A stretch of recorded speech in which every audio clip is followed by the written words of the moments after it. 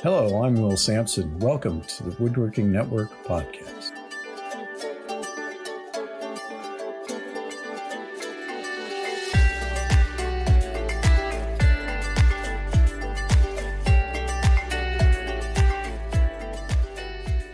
Welcome to this episode of the Woodworking Network Podcast. Join us as we explore the business of woodworking, big and small, and what it takes to succeed. I'm Will Sampson.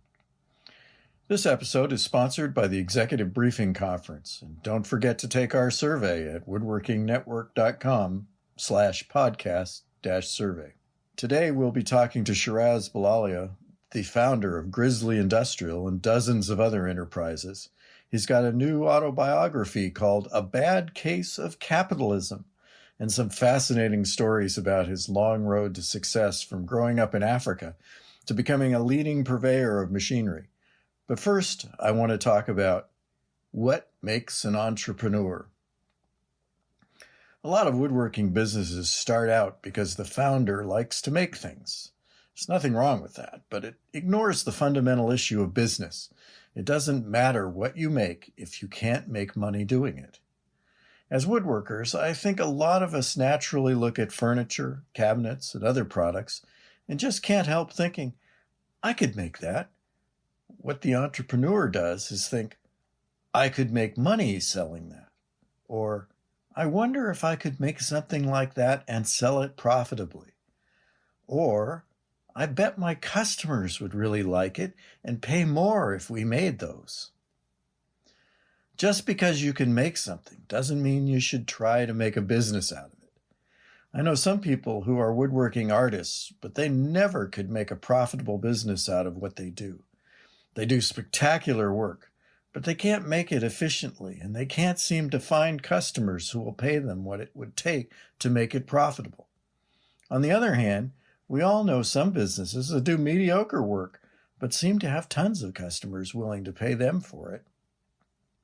I'm not going to dive into the ethics of business here. What I really want to talk about is helping craftspeople to think like entrepreneurs and manufacturers, and help existing manufacturers to be more entrepreneurial in adding products to their lines. The old product-based entrepreneurial model was tied to quantities and price. Can I make enough of those widgets at a competitive price to make it worth my while? But modern technology and mass customization have changed that equation. Now the discussion is more along the lines of, can I meet a customer need by making a range of products optimized for my construction methods that customers will immediately see the value and give me orders?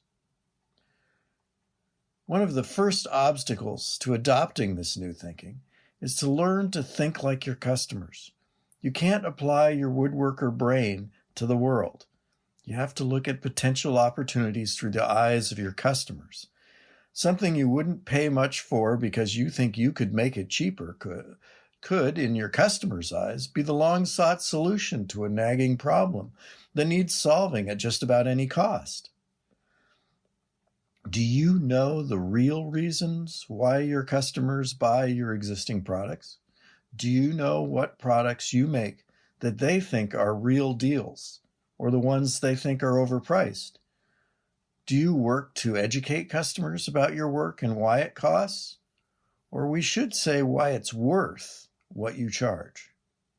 Entrepreneurial vision is a combination of seeing not only business opportunity, but also seeing how customers would line up to buy that product or service. Can you see that? Before we get to our guest today, let's pause for a word from our sponsor, the Executive Briefing Conference. EBC is a superior opportunity to learn, be inspired, and have face-to-face interchanges with top leaders in the woodworking industry. The 2021 EBC will be held September 8th through 10th at the spectacular Broadmoor in Colorado Springs. In addition to top speakers and presentations, there will be tours of Concepts in Millwork and the Mill Woodworking Training Facility. It's an unparalleled opportunity to obtain business intelligence to improve your enterprise while networking with the industry's brightest stars. You can learn more at executivebriefingconference.com. Now let's talk to someone who knows firsthand what it takes to be an entrepreneur and has just written a book about it called A Bad Case of Capitalism.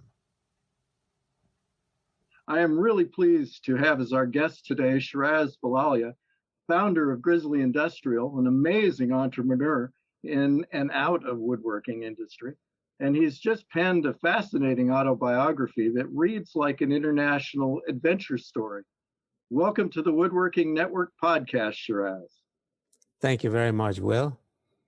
I loved the book. One of the things that I loved about it too was that, you know, I've known of you and we've crossed paths over the last couple of decades, but there were all sorts of stories that I had never heard before. It was great. One of the things that I loved about the book was all the stories about your growing up in a South Asian family in Africa and your strong family life. Clearly, your father, who was an accountant but also had side businesses, was a major influence. Still, as you continue to maintain close family ties, it seems like you developed an independent streak early on. How did that come about? Well, you know, my father was always business-minded. He was an accountant, but then also started his own business. He moved from India to Africa, and then I was born in Africa, in Kenya, and grew up, obviously, I think one of the things he instilled in me was honesty and integrity and hard work, and didn't give me much pocket money. So I was always scrounging for extra bucks and thinking of ways to make extra money. And I think my entrepreneurial juices started flowing very early in life. While I was in school, I was peddling different things to other students and things like that. And so that's the background. You know, we were, Kenya used to be a British colony. So our education system was based on the British education system, which was actually a very good system, and they were very strict. Mm-hmm. So I think my background there in schooling in primary and secondary education was very good. Yes, yes. Now, you moved with your entire extended family from Africa to North America. That must have been a huge change. What was that like? It was for me, it was interesting because I was pretty young. I was 19. I turned 20 after we landed in Canada, but we're pretty young, and, you know, young people adapt pretty quickly. I was looking forward to new and interesting things. I remember we were in an apartment in downtown Vancouver, and I just got on the elevator, and it was kind of balmy and has started raining. And a lady came into the elevator and she said, "Oh, it's rainy outside." And, you know, I'm from Africa. I've seen 85 degrees for like 20 years straight. And I said, "Oh, about time." And she looked at me kind of funny, you know. But now I've realized, you know, what good weather means to us here. Yeah, I'm in Maine, so I have weather that's not only not like Africa, but certainly not like you have in Washington. Yeah, we get a lot of rain over here, but, you know, we get used to it. It's only water. Now, you didn't have a background in machinery. You were actually managing a dry cleaning business for your father when you got started dealing in machines. How did that come about? So I always had an interest in guns, but in Kenya, you weren't allowed to have guns. So I had an air rifle, which I blinked with, and I was pretty good at it. I just thought, you know, my friends were bad. I didn't think I was good. And so when I moved to Vancouver, Canada, you know, all the department stores had rifles. You could just walk in and buy a rifle. And so it was like a kid in a candy store. And, you know, I bought my first rifle. It was a Lee Enfield British Army rifle for $33.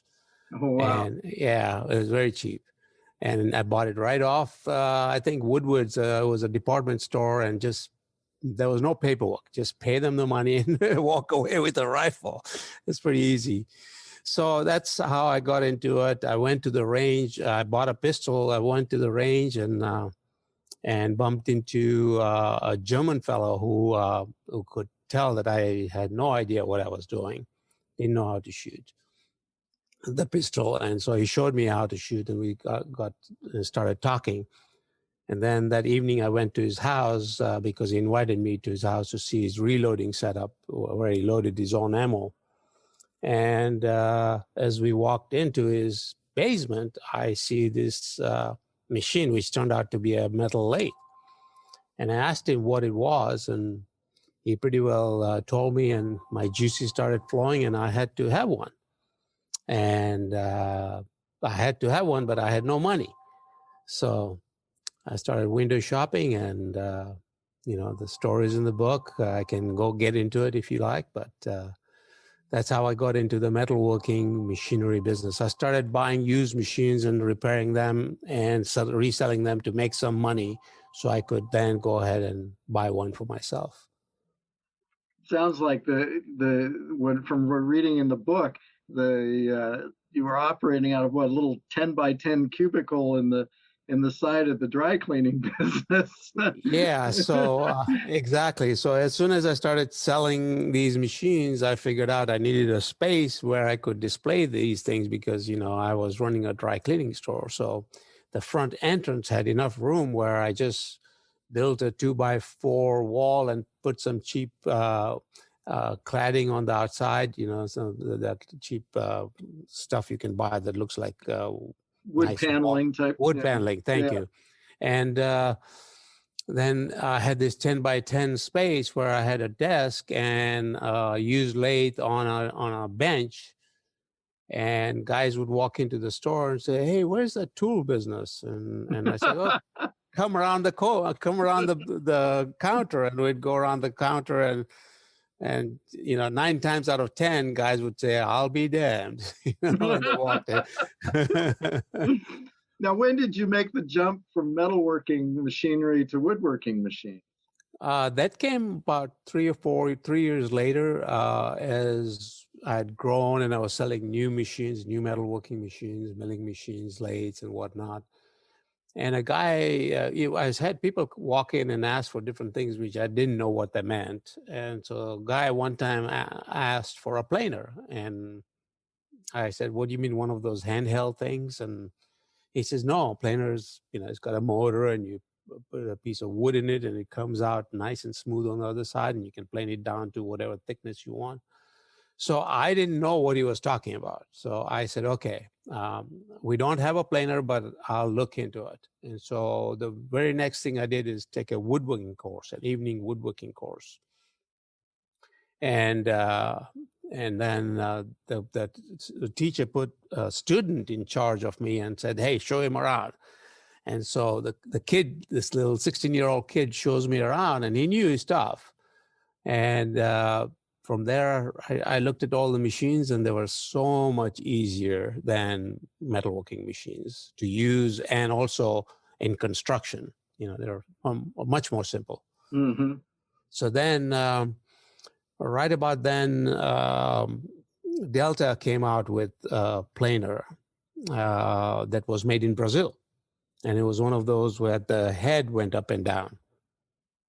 And they were selling it for, I think, $1,500 Canadian then in Canada. And it had just come out. And so I went out and bought one and sent it to Taiwan. And literally 3 months from the day I sent it, I had a prototype sitting there. And wow. my cost was $350, So I put it.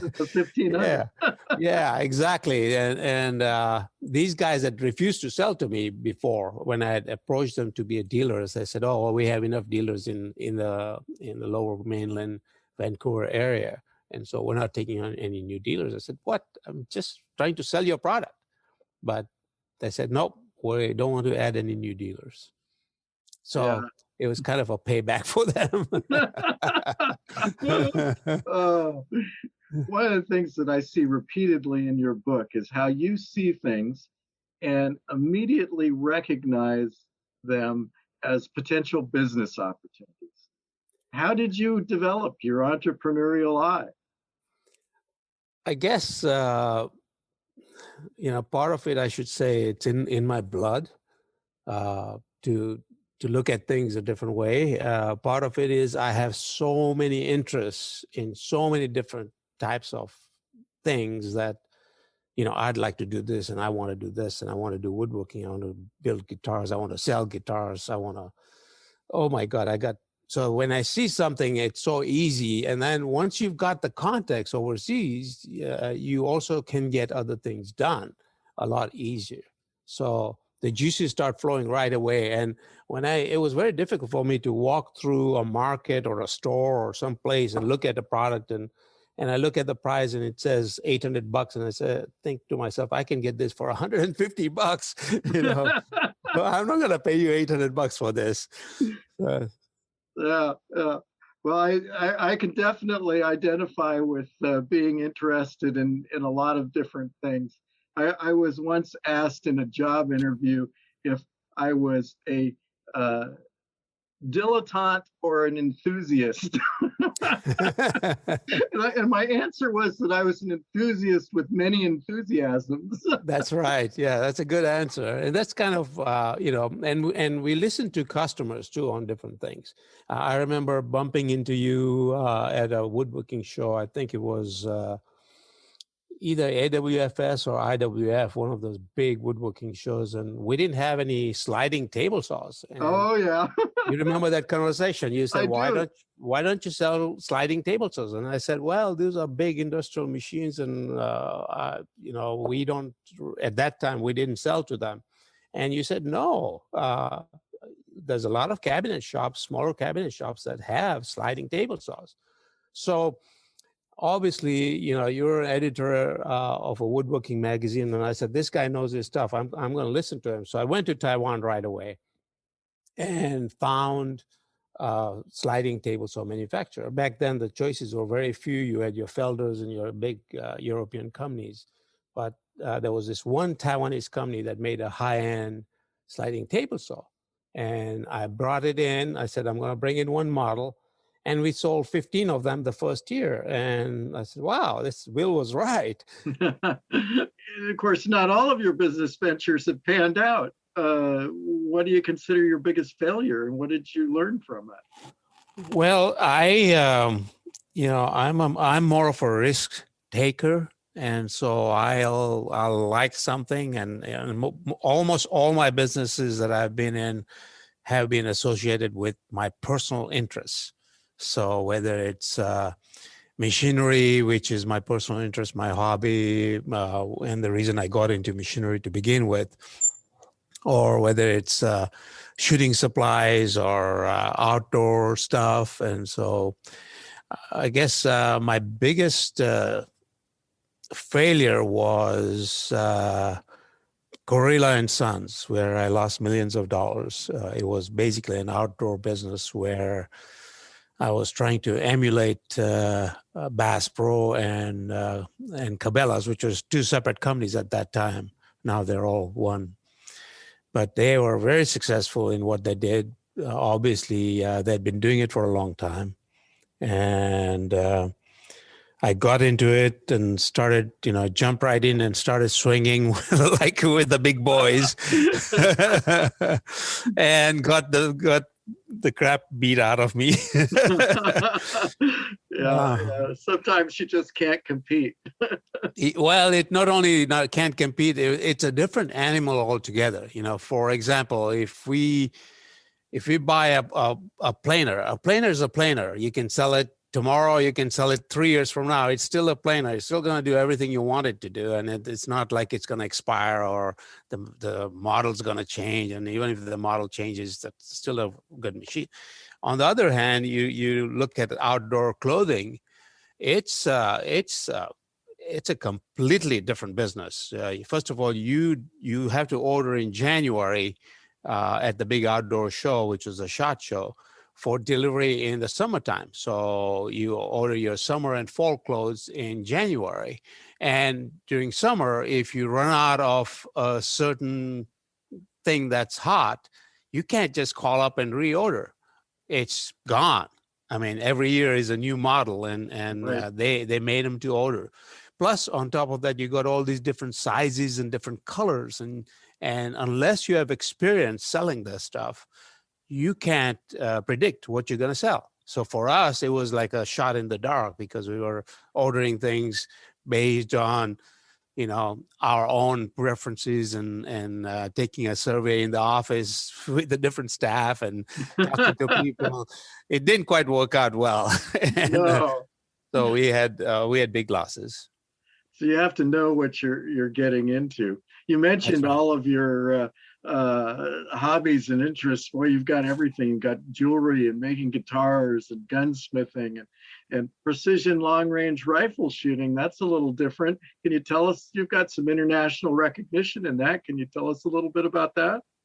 Yeah, so I've been shooting precision rifle for many, many years, and it's something that I enjoy. I don't hunt. I don't like to kill things. I just enjoy shooting at paper and challenging myself, and all my loads are developed by myself. I do all my reloading of ammunition, and it's all very precise. We basically, at the level we're shooting, I'm on the U.S. shooting team, and have been since 2006. I've shot in 3 world championships and former captain of the U.S. team. And we shoot at 1,000 yards, and it's very precise. And between zero, where you're laying down on the ground and shooting, to 1,000 yards, you could have 3 different conditions. You could have flags going all 3 different directions, and so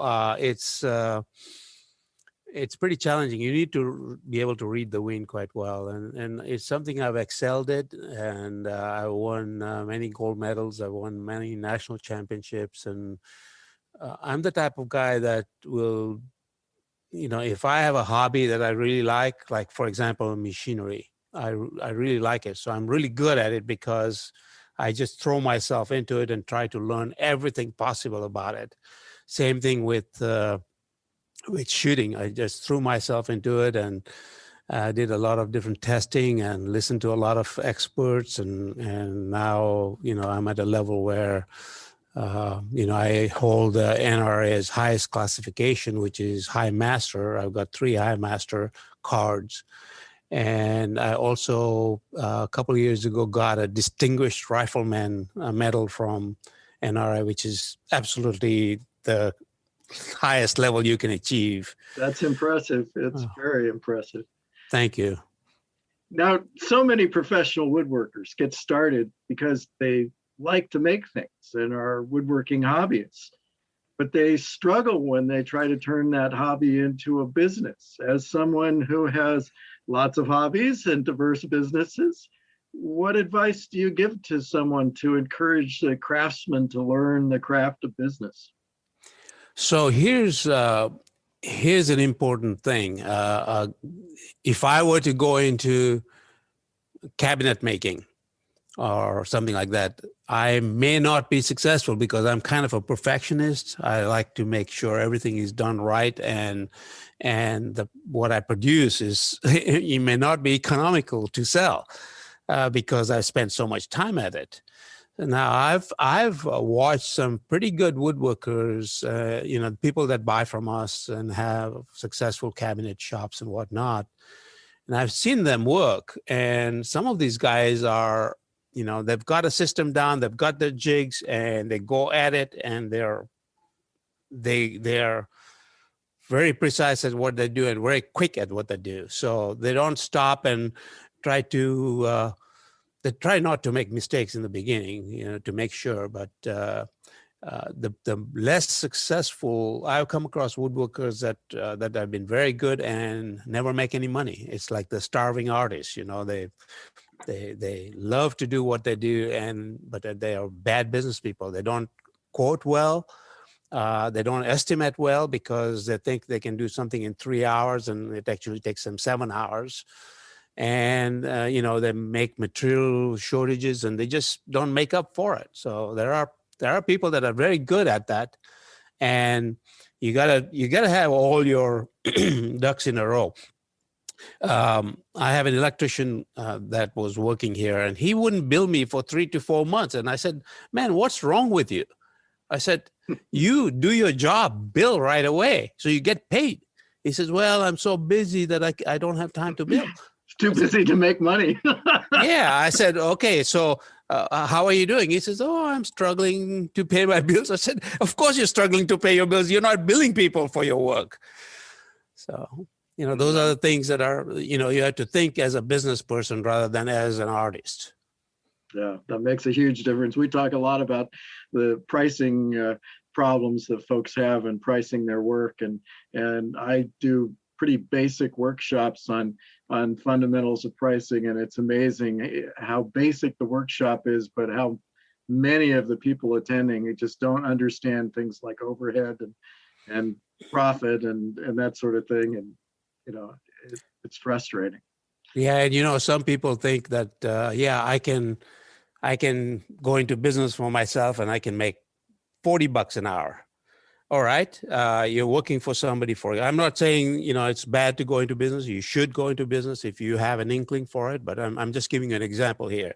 So he's making $30 an hour at a shop working, and he's got all benefits and everything paid for it. He doesn't have to worry. He goes to work, he goes home at night, leaves all his problems. It's a job. Now at 40, he thinks he can make $40 or $50 an hour, but he doesn't figure out that he has to spend time going to people's homes or figuring out estimating and all this.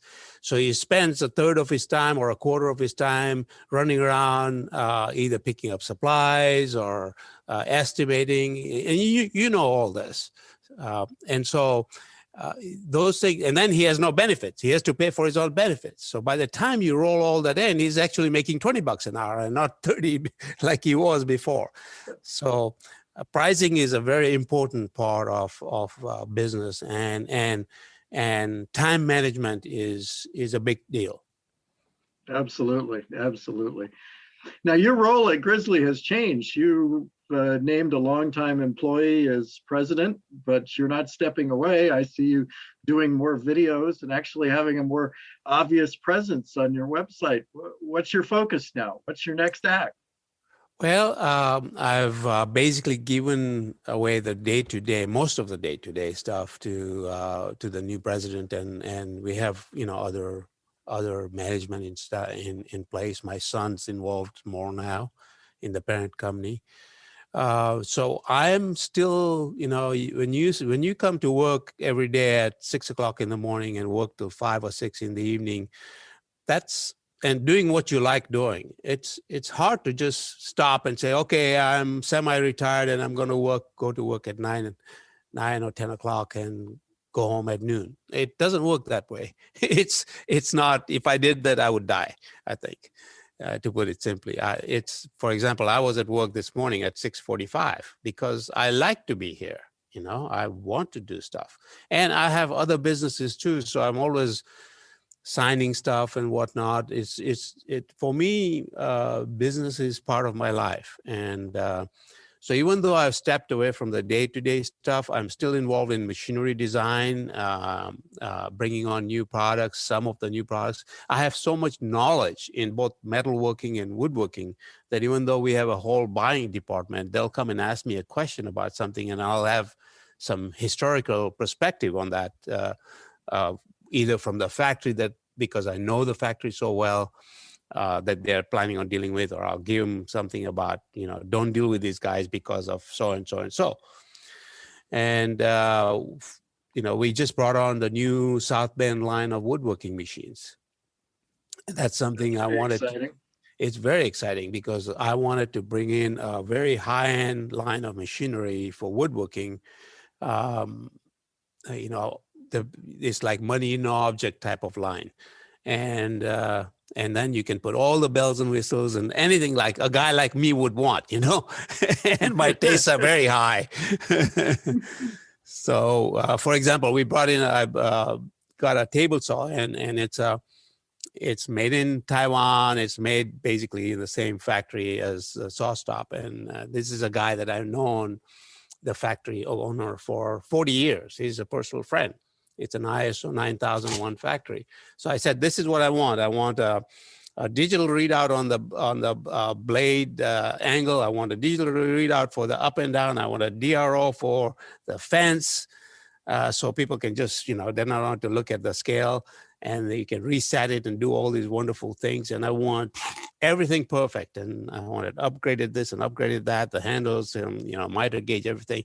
So we came out with the South Bend table saw, which I just approved a video yesterday. And I looked at the video and said, wow, that's a really nice machine. It's something I would want. And so that's the kind of stuff we're bringing on now. That's great. That's great. Well, I wish you lots of luck in any of your new adventures. And I've enjoyed watching them over the years. And your book is great. If folks want to get a copy of your book, they can get it directly from grizzly.com or on Amazon. And it's a great read. And I appreciate your time, Shiraz. Thank you very much. And it's called A Bad Case of Capitalism. Yes, I love the title. I did have a bad case, unfortunately. A bad case that resulted in lots of successful businesses. Yes.